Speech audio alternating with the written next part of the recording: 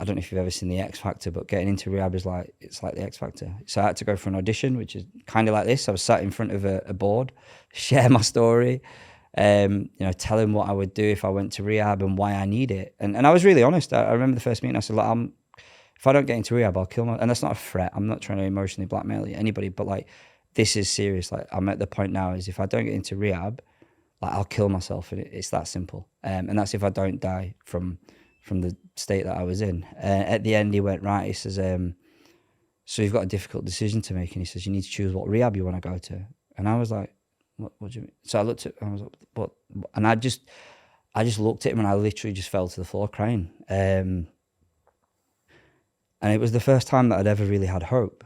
You know, and going to rehab doesn't mean that you're going to beat your addiction, by the way.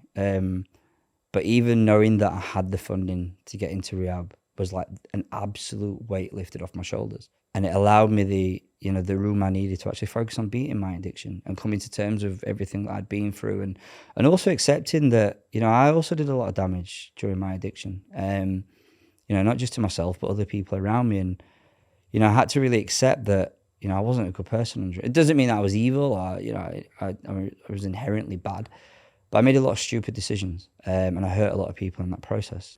If you're wondering where this clip came from, the link to the YouTube channel is in our bio.